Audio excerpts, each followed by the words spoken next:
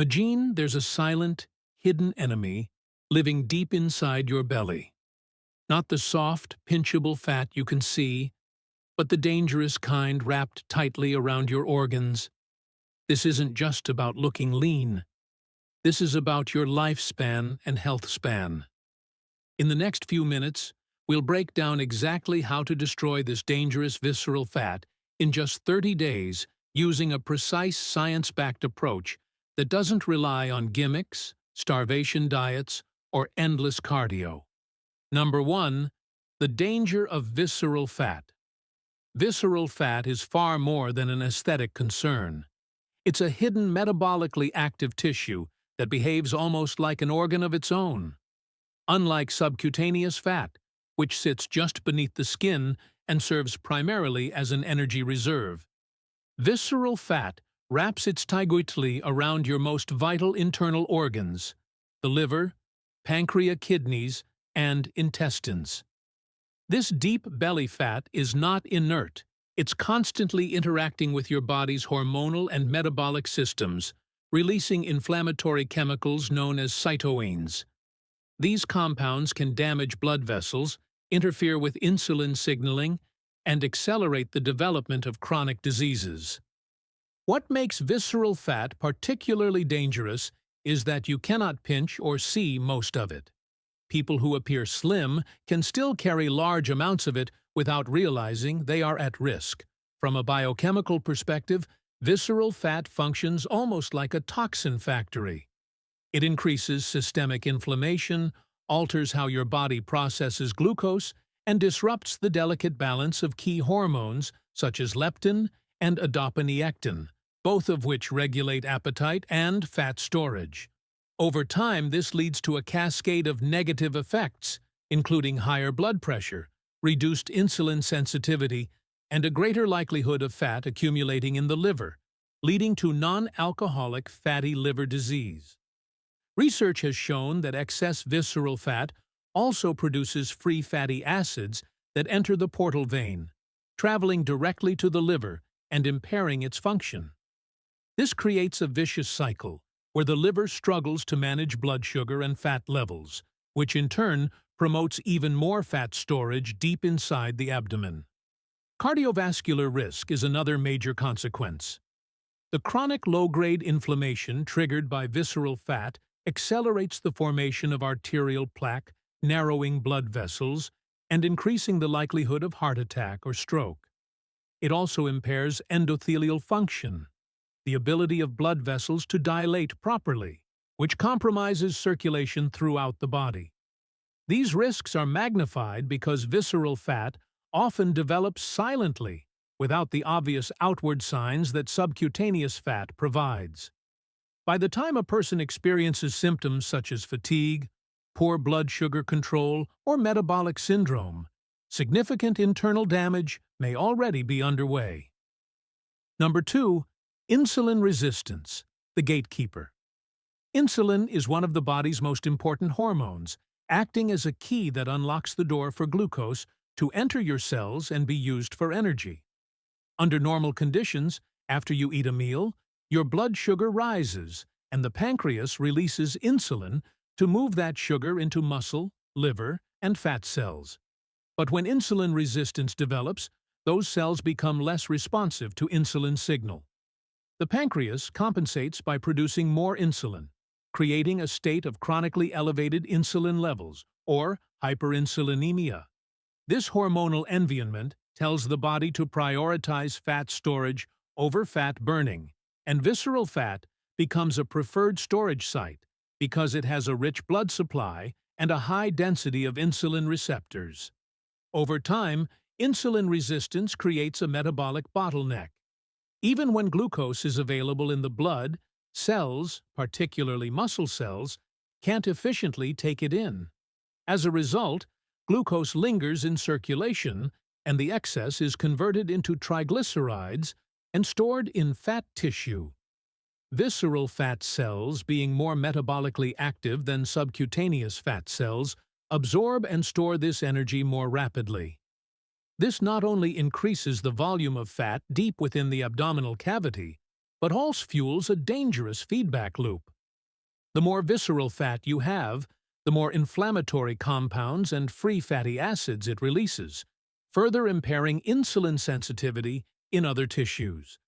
The liver is one of the first organs to suffer from this cycle. As insulin resistance progresses, more fat is deposited in the liver itself, leading to non-alcoholic fatty liver disease, NFLD. This condition worsens insulin resistance further, creating a state where even fasting blood sugar levels remain elevated. Over time, this metabolic disruption can transition from pre-diabetes to full-blown type 2 diabetes with serious consequences for cardiovascular health, complicating the picture further. Elevated insulin suppresses the breakdown of stored fat, meaning that while your body has plenty of energy locked away, it's unable to access and burn it efficiently. This is why so many people struggle to lose belly fat despite dieting. The hormonal environment simply isn't allowing fat to be mobilized for fuel. Number 3, meal timing matters. The timing of when you eat can be just as important as what you eat when it comes to reducing visceral fat. Our bodies are governed by circadian rhythms, internal clocks that influence hormone release, digestion, and energy metabolism. When eating patterns are aligned with these rhythms, insulin sensitivity is naturally higher during the earlier part of the day and gradually declines in the evening. Eating late at night, when the body's metabolic rate slows and insulin response weakens, increases the likelihood that calories will be stored as fat rather than burned for energy. This is especially relevant for visceral fat, as the hormonal state during nighttime hours favors fat storage in deeper abdominal deposits. Time-restricted eating, a form of intermittent fasting, has emerged as a powerful tool to improve metabolic health and target visceral fat reduction. By consolidating all daily meals into a defined eating window, often 8 to 10 hours, you extend the fasting period during which insulin levels remain low. In this low insulin state, the body is encouraged to switch from glucose as its primary fuel source to stored fat, including visceral fat. This metabolic flexibility not only helps shrink fat deposits, but also improves mitochondrial function, reduces inflammation, and stabilizes blood sugar levels. When practiced consistently, these fasting intervals create repeated opportunities for the body to tap into fat reserves instead of continually storing incoming calories.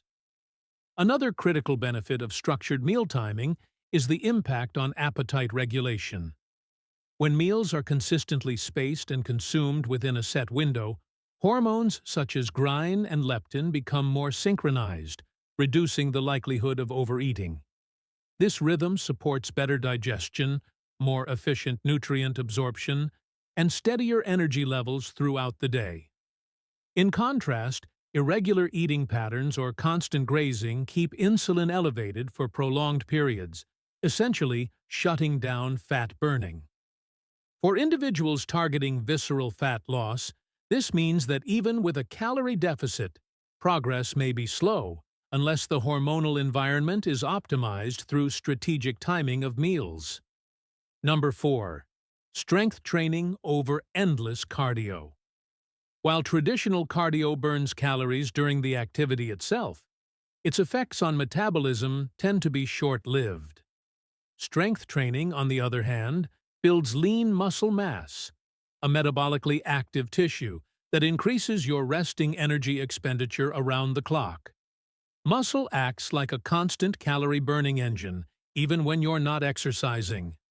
The more muscle you carry, the more glucose your body can store in muscle cells, rather than shuttling it into fat storage. This directly improves insulin sensitivity, a key factor in reducing visceral fat.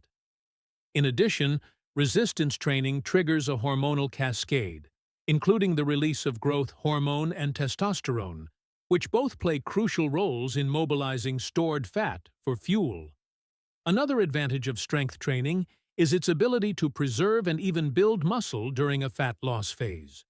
When someone relies solely on cardio and aggressive dieting, The body often loses both fat and muscle, which can lower metabolic rate over time.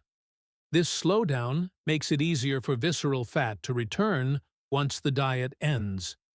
By incorporating compound lifts such as squats, deadlifts, presses, and rows, you activate large muscle groups that demand significant energy both during and after the workout.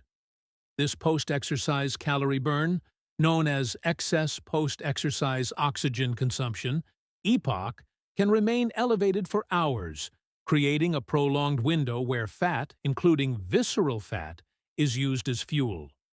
Strength training also has an impact on fat distribution patterns. Studies show that regular resistance training can reduce abdominal fat more effectively than cardio alone, even when calorie burn is matched. This may be due to the unique way strength training improves hormonal balance, reduces systemic inflammation, and increases muscle capacity to store and use glycogen efficiently. Over time, these adaptations create a metabolic environment that favors fat oxidation and minimizes the conditions that allow visceral fat to accumulate. Pairing strength training with short, intense bursts of cardiovascular activity, such as sprints or high-intensity intervals, further amplifies fat loss by challenging multiple energy systems at NC. Number 5. Sleep and stress control.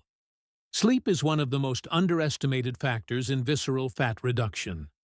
During deep restorative sleep, the body regulates critical hormones involved in appetite, metabolism, and fat storage. Growth hormone, which supports muscle repair and fat mobilization, is secreted in its highest amounts during slow-wave sleep. At the same time, insufficient or poor quality sleep disrupts leptin and ghrelin, the hormones that signal satiety and hunger, leading to increased appetite, stronger cravings for high-calorie foods, and a tendency to overeat the next day. Sleep deprivation also elevates evening cortisol levels, which not only impairs insulin sensitivity, but directly encourages fat to be stored in the abdominal cavity. Over time, even moderate but chronic sleep restriction can shift the body toward a fat-storing, muscle-wasting state, making visceral fat loss far more difficult. Stress has a similarly powerful influence on visceral fat through the action of cortisol, the body's primary stress hormone. While short bursts of cortisol are normal and even beneficial in acute situations, prolonged elevation caused by chronic stress keeps the body in a state of heightened alert. This persistent cortisol signal drives the storage of fat around the organs, partly because visceral fat cells have a higher density of cortisol receptors than subcutaneous fat cells. Elevated cortisol also stimulates the breakdown of muscle tissue to provide quick energy in the form of glucose, further reducing the body's metabolic capacity over time. When paired with poor sleep, this combination of hormonal imbalances creates an environment where visceral fat accumulation becomes almost inevitable. Managing both sleep and stress requires deliberate, consistent strategies rather than occasional fixes. Prioritizing a consistent bedtime and wake time helps regulate circadian rhythms, making it easier to fall asleep and achieve the deep restorative stages necessary for optimal hormonal function. Exposure to natural light in the morning, avoiding stimulants in the afternoon, and keeping the sleeping environment cool and dark all support higher quality rest. For stress control, incorporating daily practices such as deep breathing, meditation, or walking outdoors can lower cortisol levels and promote a more favorable hormonal environment for fat loss. Even short relaxation sessions can interrupt the chronic stress response, allowing the body to shift into a state that favors recovery, muscle preservation, and the gradual breakdown of visceral fat. Number 6. Micro-habits for daily momentum. Large lifestyle overhauls often fail because they rely on willpower alone, which is a limited resource. In contrast, micro-habits, small, easily repeatable actions, create sustainable progress without overwhelming the nervous system. When targeting visceral fat, these seemingly minor adjustments have an outsized impact because they influence daily energy expenditure, hormonal balance, and nutrient utilization. For example, simply increasing non-exercise activity thermogenesis, neat the calories burned through small movements like standing, walking, and fidgeting can significantly boost daily energy burn without the stress or recovery demands of formal workouts. Over weeks, these extra calories burned contribute to a steady reduction in stored fat, especially when combined with proper nutrition and structured exercise. Hydration is another foundational microhabit that supports visceral fat reduction.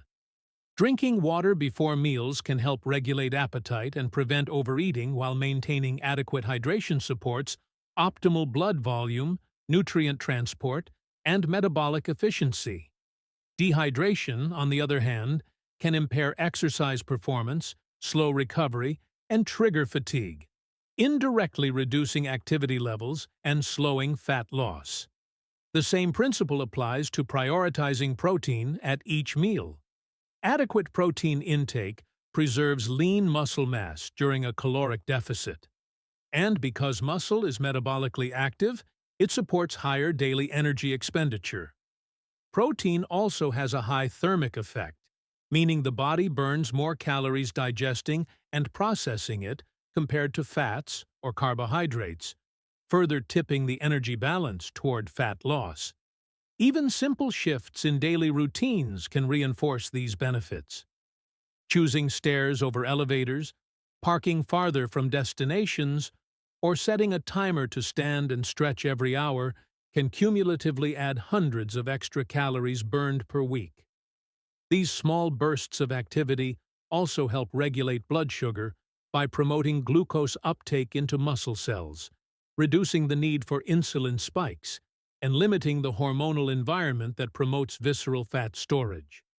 Over time, the compounding effect of these microhabits builds a foundation for long-term metabolic health, making the process of losing visceral fat more automatic and less dependent on extreme interventions.